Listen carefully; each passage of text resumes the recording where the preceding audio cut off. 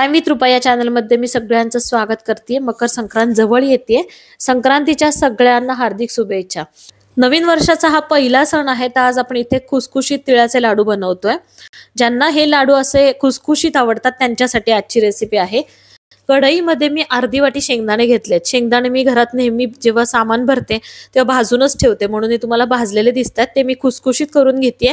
अगदी 2 मिनिटं फक्त गरम करून घेतेय। हे शेंगदाणे आपण एका ताटामध्ये काढून घेऊया।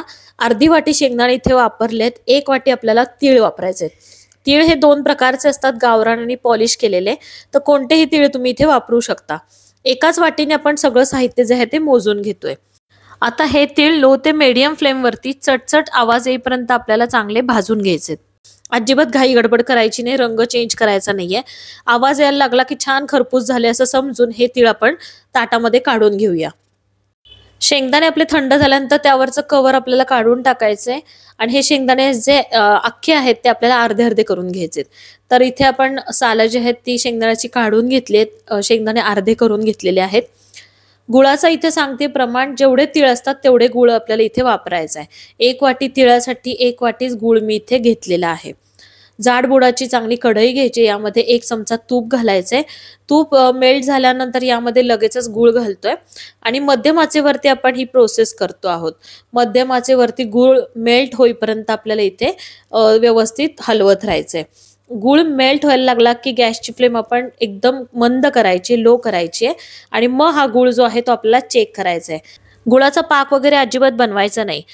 वाटीमध्ये थंड पाणी घेतलंय, त्यामध्ये मेल्ट झालेला थोडासा गुळ आपण घेतोय आणि बोटाच्या सहाय्याने हा गुळ आपण चेक करतोय। लगेचच गोळी तयार झाली पाहिजे, म्हणजे हा गुळ जो आहे तो परफेक्ट बनलेला आहे। तर इथे तुम्ही बघताय अजिबात वेळ लागला नाही, लगेच आपली गुळाची एक छोटीशी गोळी तयार झाली, याचा अर्थ परफेक्ट गुळ आपला तयार झालाय। आता गॅसची फ्लेम एकदम लो करायची आणि तीळ, शेंगदाणे आणि वेलची पूड असं तिन्ही गोष्टी मी इथे ऍड करतेय आणि लगेचच मिक्स करून घेतेय। मिक्स झाल्यानंतर गॅसची फ्लेम आपल्याला बंद करायची आहे। तर इथे जास्त वेळ गॅस चालू ठेवायचा नाही, नाहीतर हे जे मिश्रण आहे ते घट्ट होतं, कडक होतं। आता व्यवस्थित आपलं इथे मिश्रण एकत्र करून झालंय। गॅसची फ्लेम मी बंद केलेली आहे। कढई लगेचच खाली उतरून घेते आणि लाडू बांधायला सुरुवात करते। गरम असतानाच हे लाडू आपल्याला वळावे लागतात, तर हाताला थोडंसं पाणी लावून घेतले आणि पटापट छोटे छोटे लाडू जे आहेत ते बांधून घेते। थोडं सावकाशीने हे काम करायचंय, कारण गरम असतं मिश्रण आणि गुळाचा चटका बसू शकतो। तर कशी वाटली रेसिपी, कशा वाटल्या टिप्स हे नक्की कळवा। तुम्हाला हा व्हिडिओ जर आवडला असेल, हेल्पफुल वाटला असेल तर नक्की तो फ्रेंड्स फॅमिली सोबत शेअर करू शकता।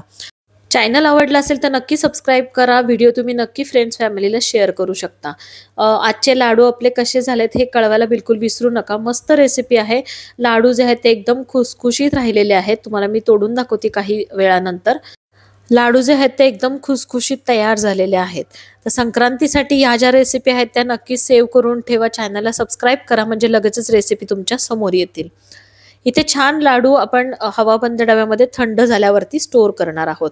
थंडीसाठी तर तीळ हे बेस्टच असतात आणि अजूनही थंडी भरपूर आहे, तर तिळाचे हे लाडू संक्रांतीसाठीच नाही तर असेही तुम्ही बनवू शकता। धन्यवाद।